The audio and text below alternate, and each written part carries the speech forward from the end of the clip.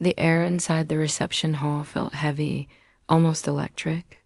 Not the happy kind of electricity that makes your heart skip in excitement, but the kind that precedes a storm. Golden fairy lights draped across the high ceiling, their glow reflecting, and the crystal glasses neatly arranged on every table.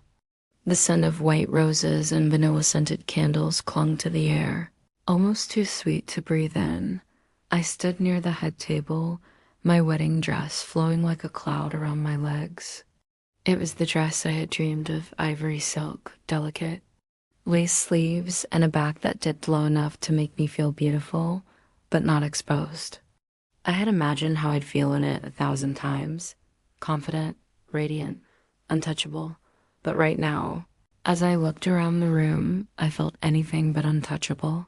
Daniel was seated at the center, his navy tuxedo perfectly tailored, hair styled the way I loved, slightly tousled but intentional. His smile was there, but it didn't reach his eyes. I told myself it was the exhaustion of the day, the endless photos, the constant small talk. But deep down, something in me knew better. And then there was Clara, the maid of honor, my best friend since college.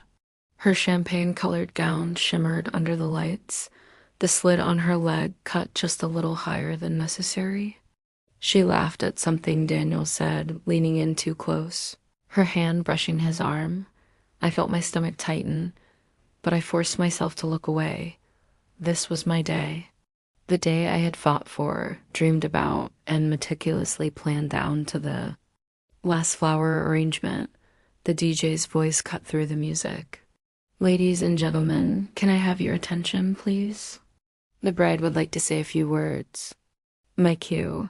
I stepped forward, the weight of every eye in the room landing on me.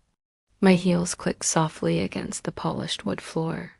The microphone felt warm in my hand, and for a moment, I was just a woman about to give a toast to the people she loved most. But somewhere in the back of my mind, a quiet voice whispered, "Be ready." If you had told me 5 years ago that Clara would be standing beside me as my maid of honor, I wouldn't have been surprised at all. If you had told me she would also be the person I trusted least in this room, I might have laughed in disbelief. We met our freshman year at NYU. She was the kind of girl who walked into a room and pulled. Gravity with her, glossy black hair, a voice that could switch from velvet soft to razor sharp, and a confidence that made people assume she knew something they didn't.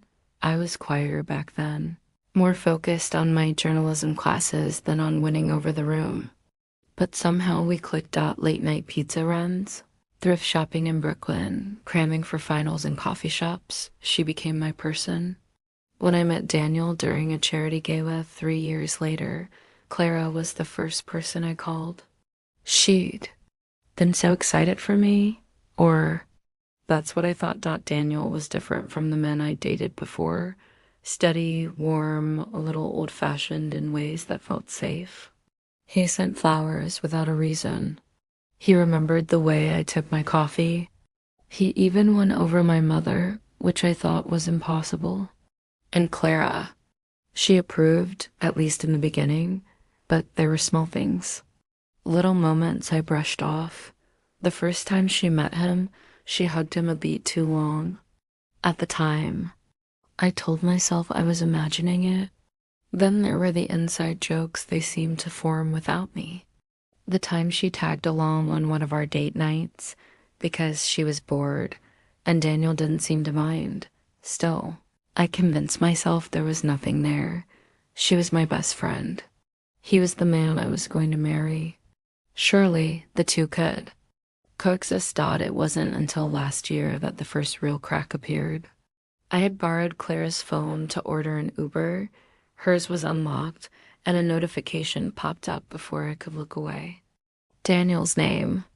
The message read, "Don't say that stuff when she's around."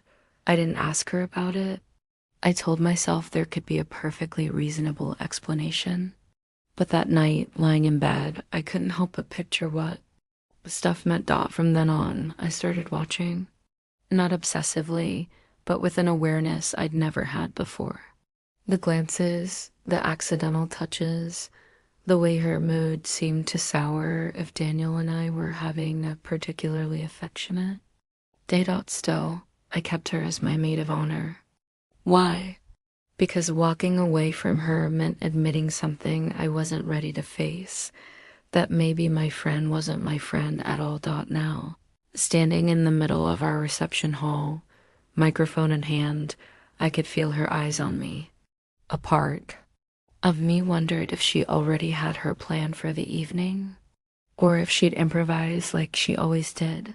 I glanced at Daniel. He was watching me, but I couldn't read his expression. The noise in the room faded to a hum. I tightened my grip on the mic. Whatever happens tonight, I thought, I am not going to be the one caught off guard. The morning of the wedding had been chaotic. Not the kind of chaos that comes from 100 moving pieces finally coming together, but the kind that seeps under your skin and whispers something isn't right. It started with my bouquet. I'd asked for white peonies accented with eucalyptus leaves. When the florist delivered it to my suite at 9 a.m., there were crimson roses tucked in the center, Clara's favorite. I pointed it out to her, half laughing. I guess they mixed the orders, I said, holding the bouquet up. Clara's lips curved into something that looked like a smile but felt like a smirk. Red looks good on you, she said, then walked away to take a phone call. It was small, harmless, but it clung to me. Later, as the makeup artist was working on me, Clara popped into the room with a champagne flute in hand. Daniel's downstairs, she announced, leaning against the doorframe. He looks nervous. I smiled at my reflection. That's normal. It's his wedding day. She said, taking a sip. Maybe he's nervous because weddings are such big commitments. You never know how people really feel until the moment comes.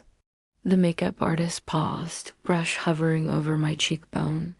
I met Clara's gaze in the mirror.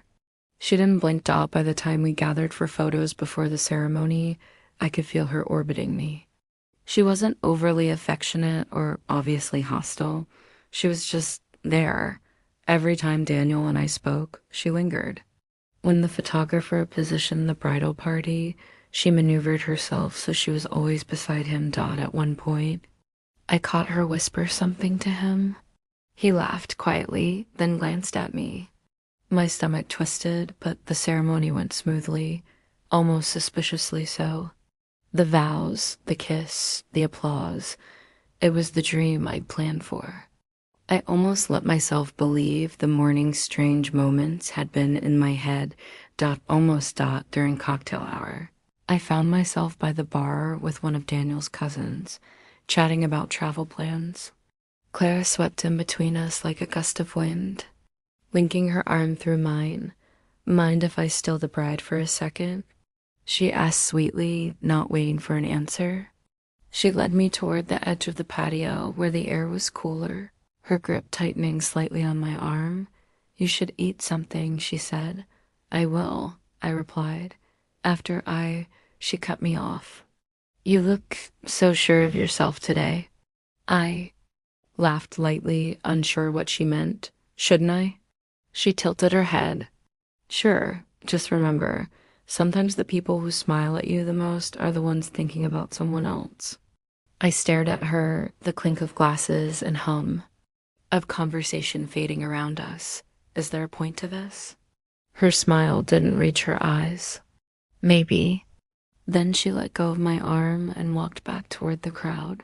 For the rest of the evening, I kept her in my peripheral vision. And every time I caught her looking at Daniel, I felt the same cold thought press against my mind. She's not done yet. Clinking of glasses rang out like tiny bells, pulling everyone's attention toward the head table. The DJ's voice rose above the chatter. Ladies and gentlemen, our bride would like to share a few words. A murmur of anticipation rippled through the crowd. I felt my palms sweat as I rose from my seat, the silk of my dress whispering against the floor. Daniel glanced up at me, smiling faintly. But his eyes shifted quickly to Clara. She was already watching him. Not me. I took the microphone from the DJ, offering a small nod. The room quieted. The fairy lights above seemed to shimmer a little, harder, their glow catching on the rims of wine glasses. I looked over the crowd. Family, friends, faces I'd known for years, and faces I'd met just this weekend. This was supposed to be the part where I thanked them all, told a few stories, made everyone laugh and maybe tear up a little. I opened my mouth. Good evening, everyone. First, I just want to say, sorry. The word cut across mine like a blade. Clara stood, her chair scraping loudly against the floor. She didn't take the mic from me. She didn't need to. Her voice carried easily in the stunned quiet of the hall. I'm sorry, she repeated, eyes locked on me, but you all deserve to know. He loved someone else. The room froze. A collective breath seemed to be held. Somewhere in the back, a fork clinked against a plate. Daniel's head snapped toward her. Clara, she didn't look at him. She kept her gaze pinned to mine, as if daring me to flinch. I heard a gasp from my aunt. Someone whispered, "Oh my God." The air felt thick, as though every molecule was waiting to see what would happen next. Daniel started to speak again, but Clara raised a hand. I'm sorry, but I can't just sit here and watch this happen. He doesn't belong to you. A ripple of shocked murmurs swept through the tables. My heart wasn't pounding. It was steady, cold, almost calm, because this was it. The thing I'd been bracing for all day. The moment I knew, somehow, she'd been planning, I tilted my head, studying her. Are you finished? My voice was quiet, but the mic carried it through the room. Clara blinked, as if she'd expected me to cry, shout, or crumble. But I didn't let her finish. Instead, I glanced toward the DJ booth, my grip tightening. On the microphone, the DJ's booth was a blur in the far corner of the room, but I didn't give the signal just yet. I wanted her to feel the weight of silence first.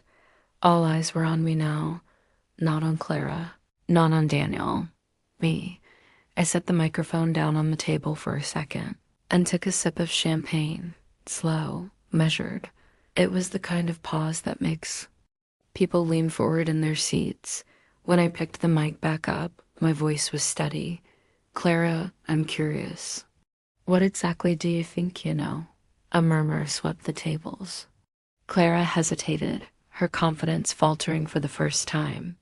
I know he's been honest with me in ways he hasn't been with you. Daniel's voice finally cut in, low but urgent. Clara, stop. She turned to him like she was expecting him to back her up, but he didn't meet her eyes.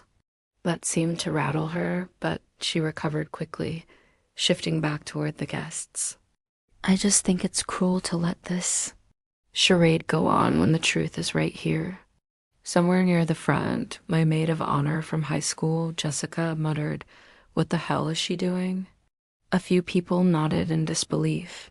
I could feel my mother's stare from across the room, sharp as glass. She knew I had something up my sleeve. She didn't know what, but she could see I wasn't breaking.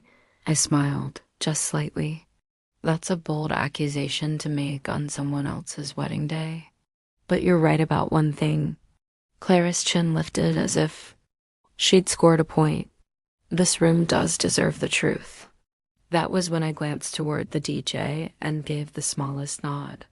He hesitated, eyes darting from me to Daniel to Clara, as if confirming I really meant it. I held his gaze until his hand moved to the controls. The music cut out completely. The fairy lights seemed brighter in the sudden quiet. Clara shifted in her heels, frowning. What are you doing?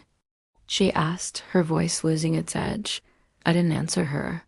I turned toward the big screen above the dance floor, my heart calm, my breathing even, because in a few seconds, she wouldn't be the one holding the room anymore. It had been almost. A year earlier, long before the wedding planning consumed my life, Daniel and I had gone to a friend's engagement party, the kind of upscale backyard affair with fairy lights strung in trees and champagne flowing like water. Clara had been there.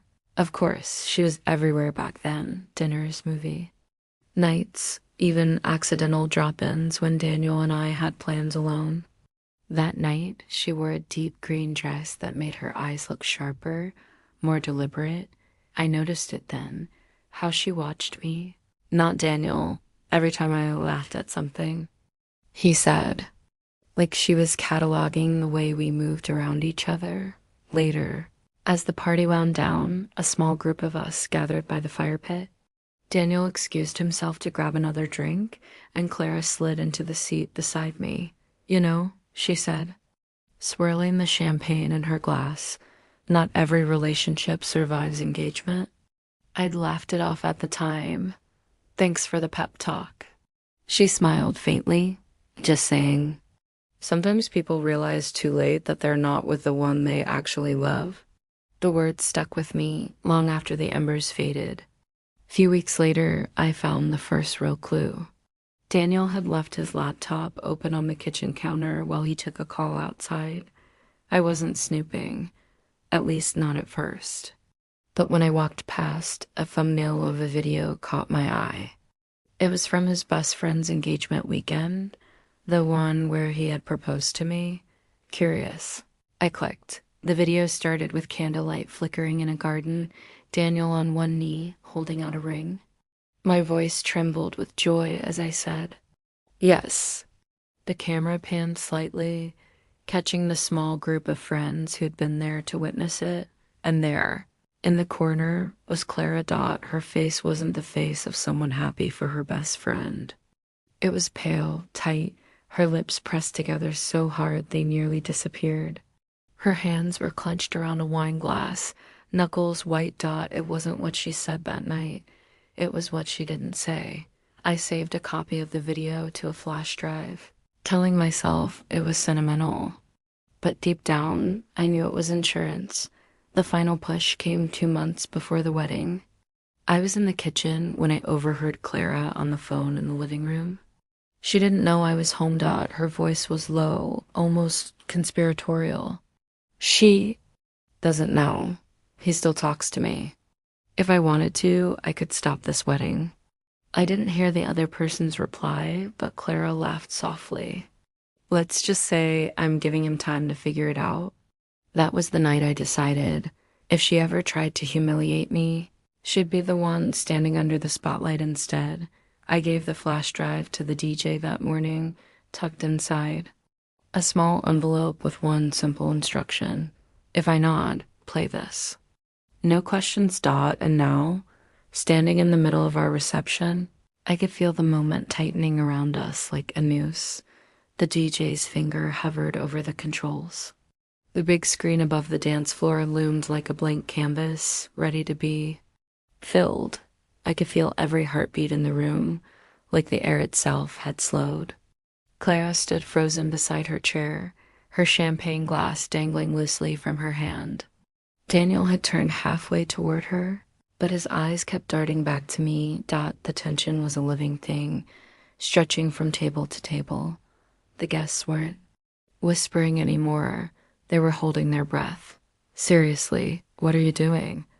Clara asked again, louder this time. There was a slight shake in her voice, but she tried to mask it with a laugh. Are you going to give a slideshow or something? I smiled faintly, not at her, but at the screen. Something like that. Daniel stepped forward. Maybe we should. I cut him off with a look. Not angry, just final. Sit down, Daniel. It was the way I said it, steady, low, that made him obey without another word. He sank back into his chair, jaw tight. The DJ glanced at me one last time. I gave him a nod. The lights dimmed. Gasps rippled across the room. The fairy lights above us glowed brighter against the sudden shadows, casting everyone in soft gold. Clara took a step toward me. If you're about to, the screen flickered to life. Her voice cut off mid-sentence. The opening frame was candlelight, warm, romantic, almost too perfect, a garden at night. Then Daniel, in a dark suit, kneeling on one knee with a ring in his hand. The camera's perspective shifted slightly, capturing the small semicircle of friends behind him, and there she was, Clara. Her expression wasn't joy. It was devastation, poorly hidden under a brittle smile. Her eyes were locked on him, not on me. Her lips trembled. The room went utterly silent, except for the faint audio of Daniel's voice from the video. I love you. Will you marry me? I remembered how my own voice had cracked as I said yes. The screen showed me throwing my arms around him, laughter spilling out, but the camera lingered on Clara, just long enough for everyone to see her shoulders stiffen. Her eyes glisten and her jaw tighten like she was swallowing something bitter. Could feel the shift in the crowd, that slow, collective turn when people understand the real story without anyone spelling it out, and we were only halfway through the clip dot by the time I got home from work. The sun had already dipped behind the row of townhouses across the street, leaving the neighborhood bathed in a bluish shadow. I sat in my car for a long moment, staring at my own front door, my hand still on the steering wheel. The urge to drive away, to disappear into some anonymous motel in the next town, almost outweighed my need to step inside. But then I remembered the package. That morning, before leaving for work, I'd noticed a small padded envelope sticking halfway out of my mailbox. I hadn't taken it in, just tucked it under the stack of bills on the hallway table. Now, as I'd pushed the front door open, the first thing my eyes fell on was that same envelope, the name on the front written in neat, careful block letters. My name. No return address. No postmark. I tore it open slowly, almost ceremoniously, like I was afraid of whatever was inside. A single folded sheet of paper slid out, along with a small brass key. The key was old, its edges worn smooth from years of use. The letter was short, typed with no signature. You've been looking in the wrong places. The truth is in the box. You know which one. My skin prickled. I did know which one. The box was an ugly gray metal container my mother had kept in the attic for as long as I could remember. She used to call it the emergency chest. As a child, I'd assumed it held flashlights, batteries, maybe blankets. As I got older, I realized she never opened it in front of anyone. And after she died, the chest had been moved into my garage, too heavy to carry upstairs, too sentimental. To throw away, I'd never had the key. Until now, I carried the letter and the key out to the garage. The chest sat in the far corner, dusty and dented. My hands were shaking as I crouched down, fit the key into the lock, and turned. It clicked open easily, as if it had been waiting. For me, all this time done inside was not what I expected. Stacks of folders, each labeled with dates ranging from the late 1980s to the early 2000s. Beneath them, a small leather-bound journal. And at the very bottom, an envelope much older than the rest, yellowed with age. My name was written on it in my mother's handwriting, except she'd written my full name. First, middle, and last. She almost never used my middle name. I opened the journal first. My mother's handwriting, slanted and looping, filled the pages. She wrote about me, about growing up, about the times she'd been scared for my future, and about someone she never named but referred to as him. I keep telling her he's dangerous, one entry read, but she's too young to understand. One day she know. I set the journal aside, my pulse loud in my ears, and reached for the yellowed envelope. Inside was a single piece of paper, my birth certificate. Only it wasn't the one I'd seen before. The father's name was different, completely different. The air around me felt suddenly too thin. My father, the man I loved and grieved for, the man whose last name I still carried, was not my father at all. Before I could even process it, my phone buzzed in my pocket. Unknown number. I almost didn't answer, but something in my gut told me to pick up. Hello? My voice cracked. You found it, didn't you? The voice was male, deep, unfamiliar. My mouth went dry. Who is this? I think you already know. And if you don't, you will very soon. I've been waiting for you to open that box since the day she hid it from me. I wanted to ask 1,000 questions, but my throat refused to cooperate. He spoke again, calm and deliberate. We need to meet. Tomorrow night, bring the birth certificate. I'll tell you everything your mother wouldn't. And then the line went dead. When I finally stood up from the garage floor, my knees ached and my hands were coated in dust. I carried the contents of the chest inside, spread them out on my dining table, and stared at them like they were puzzle pieces from 2 different boxes. The folders contained financial statements, court documents, and most disturbing of all, photographs. In some of the photos, I was a baby, being held by my mother. In others, a man I didn't recognize stood nearby, always watching, never smiling. His eyes were sharp, calculating, like he knew something the rest of the world didn't. Was he the man on the phone? I couldn't sleep that night. Every time I closed my eyes, my brain replayed the voice, the words, the idea that my entire identity might have been a lie. By sunrise, I'd made my decision. I would meet him, but I wasn't going to do it on his terms. I spent my lunch break at work doing quiet research, phone records, online databases, even digging into public archives. If he was who I thought he might be, his name would surface eventually. And when it did, it was worse than I imagined. Not only was he alive, he'd been living less than an hour from me for the past 5 years, and he had a record, a serious one.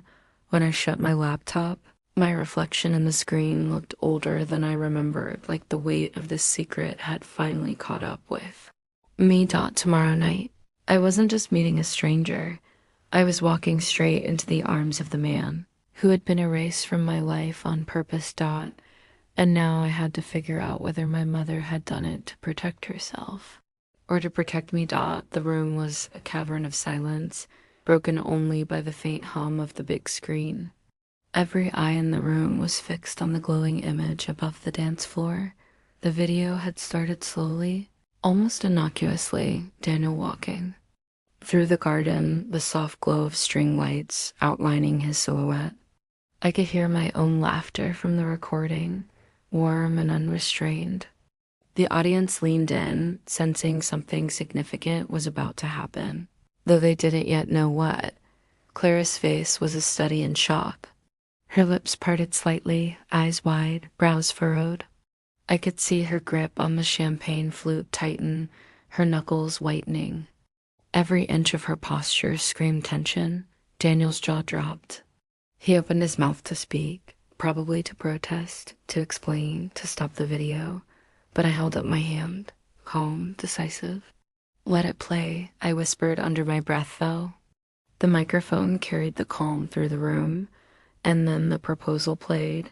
Daniel knelt, ring in hand, under the soft glow of candlelight.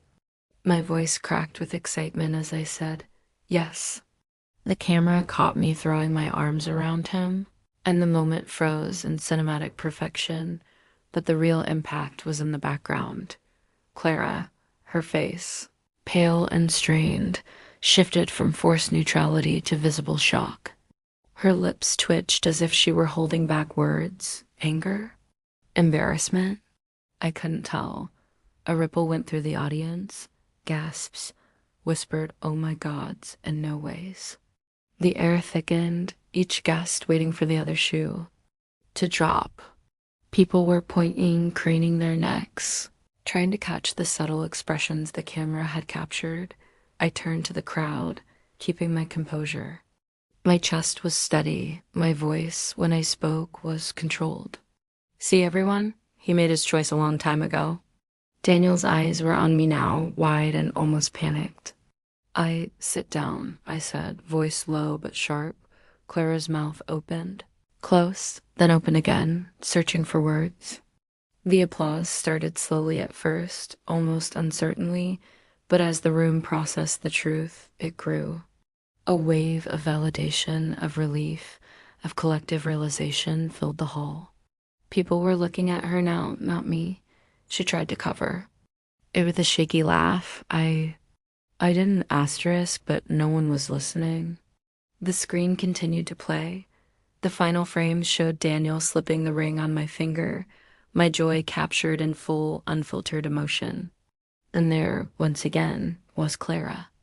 In the background, frozen, defeated.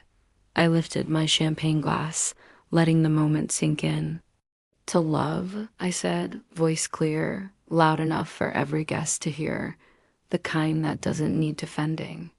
The room erupted in applause. Daniel leaned forward, confused and speechless. Clara slumped back into her chair, silent, pale, and utterly unmasked. I stepped away from the microphone and walked toward the tables, feeling every eye follow me. Some were sympathetic, some in disbelief, some just thrilled by the drama unfolding before them. My mother caught my gaze across the room and smiled faintly, proud, vindicated, aware that I had played this perfectly. The DJ muted the audio, but kept the screen up. Laughter, whispers, and the soft clink of glasses filled the space. It was chaotic, yes, but it was mine. Every ounce of tension, every hidden slight, every doubt Clara had tried to plant had been overturned in one beautiful, undeniable moment. I looked at Daniel again. His expression was a mixture of confusion, guilt, and awe. I didn't need his validation, I had mine, and as I moved through the crowd, sipping champagne, feeling the warmth of my friends and family around me, I realized something profound. I had not just survived the moment, I had owned it. Every heartbeat was steady, every thought clear. And in the corner of my eye, Clara sat slumped, trying to regain composure, realizing perhaps for the first time that the stage she built to embarrass me had become her own trap. Night was mine. The room had begun to buzz again, but the atmosphere was transformed. Where there had been tension, shock, and uncertainty, there was now a sense of awe and relief. People whispered, laughed softly, and clinked glasses. Still processing the drama that had unfolded, Clara sat in her chair, pale and defeated. She avoided my gaze, and I didn't offer it. I didn't need to. The power of the moment, the undeniable, proof of my love and Daniel's choice, had spoken louder than words ever could. Daniel finally stood, hesitating at the head table. His face was a mixture of embarrassment and clarity. I could see that he understood what I had done, not to humiliate, not out of malice, but to reveal the truth when it mattered most. He took my hand, gently, a silent acknowledgement. I should have stopped this earlier, he murmured, his voice low. I didn't know she would. I shook my head, smiling faintly. It doesn't matter now. You made your choice. That's all anyone should ever need. The guests had started to mingle again, laughter and conversation returning to the room. But I stayed at the front, near the head table, letting myself breathe. My heart, which had been tight with anticipation, began to relax. I felt the weight of fear and doubt fall away, replaced by a warmth that came from knowing I had faced the storm and emerged unscathed. Then I looked at Clara one last time. She was no longer the confident, imposing figure who had interrupted my toast. She was just a woman caught in the consequences of her own actions, exposed, powerless, and quiet. The satisfaction wasn't malicious. It was simple and profound. Truth had prevailed. I raised my glass toward the room, toward everyone who had witnessed this moment, to honesty, to love, and to courage, I said, my voice ringing clearly across the hall. Applause followed, genuine this time, and I felt a swell of pride that was almost intoxicating. Daniel leaned down and whispered in my ear, a smile tugging at his lips. That was incredible. I returned his smile, feeling a mix of triumph and tenderness. We both know it was necessary. Later, as the evening continued, the music returned to normal. People danced, shared stories, and clinked glasses. I caught glimpses of my friends, my family, all of them smiling, laughing, celebrating. And for the first time that day, I allowed myself to feel completely present, completely joyful. Clara left the reception early. No drama, no confrontation. Just a quiet exit, like a shadow slipping out the door. I didn't feel anger, just a final sense of closure. She had had her moment, and now it was gone. As the night wound down, Daniel and I stood together near the dance floor, looking out over the room we had filled with love, light, and laughter. My dress was a little wrinkled, my hair slightly mussed, but I didn't care. The day hadn't gone exactly as planned. It had gone better. I realized then that the lesson of the day wasn't about revenge or humiliation. It was about standing firm, trusting yourself, and allowing the truth to shine in its own time. In that moment, with Daniel by my side, the room alive with celebration, and the screen above finally returning to a quiet blankness, I felt a profound sense of peace. No one could take that from me. Not Clara, not doubt, not fear. This was my moment. I had fought for it, earned it, and lived it fully. The night continued, filled with joy, dancing, and the kind of laughter that makes your cheeks ache. And I knew that, no matter what challenges came next, I would face them with the same courage. I have found on this day, the day the truth shone brighter than any shadow, the day justice was quiet but undeniable, and the day my love was celebrated exactly as it deserved to be. And as the music carried us into the early hours, I held Daniel's hand tightly, my heart full. We had won together.